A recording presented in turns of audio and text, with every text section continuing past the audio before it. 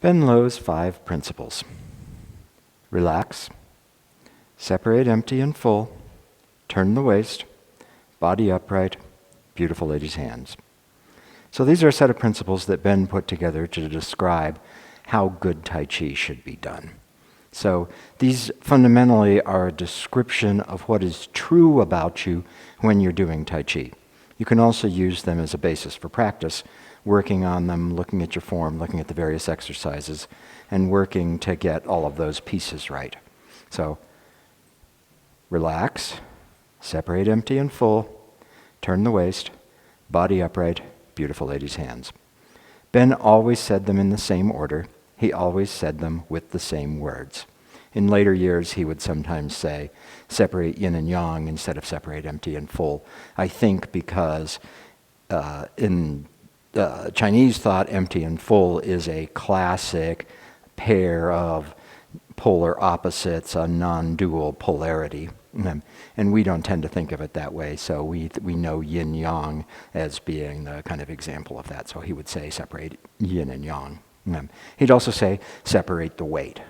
So actually working on separating the weight when you're in the stances. Students often ask us why we don't have these written down someplace or where they could find them written down. And we've heard all kinds of speculations over the year about, it was in this document or it was in this writing. It's not. It's oral tradition, oral teaching. It's oral teaching of a set that Ben Lowe came up with. And part of why we don't write them down is because we should all get better at actually passing on the oral transmission of the art. So I really care about being able to say the 5 principles and say them in order. So we will often do that in class and ask everybody to say them. It's not that hard. It's 13 words. You can just memorize them. Briefly, relax is first and most important, and it refers to using no extra muscular strength in whatever posture you're in. Everything should have this feeling of ease and comfort while you're there, not a feeling of striving and working and trying to hold your balance, but a feeling of ease and comfort as you're doing it. Relax means, in the correct shape, use no extra muscular effort. So you have to be in the right shape. You can't relax and collapse on the couch in a heap. That's not Tai Chi relax or Tsung.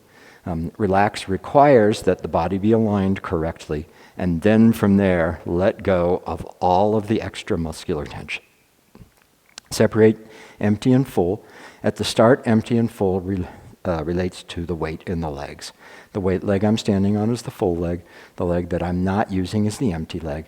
When I'm in 100% posture, it should be trivial to float the front foot. Nothing changes. I don't tighten the belly. That would be violating relax. I don't lean the body back, which will force me to tighten the belly in order to get the foot off the ground. I stay upright, and I can easily float the leg. Separate empty and full is just as true in a 70-30 as it is in 100%. It's easy to say, well, I've got weight in both legs, so this isn't actually separated. Yes, 70% of the weight of my body is in the front leg. The rear leg represents 30% of the weight. But I'm only using one leg. The front leg is the leg that's holding me up. If I needed to step, I can step with the rear foot without perturbing the body, as opposed to being in a 50-50 place where in order to step, I first have to move the body and then step. The front leg is doing the work. The leg I'm standing on, this is the one that's holding me up. The other leg is hanging away from the pelvis down towards the ground. Its direction is that way, not coming up from the ground into the pelvis. It's moving away. So the 2 legs are doing different things. The legs you're standing on is supporting you and coming into the pelvis. The empty leg is releasing away from the pelvis. Turn the waist. The waist is this portion of the body. It's called Yao, and it refers to this whole center region of the body, specifically the lower back kidney area.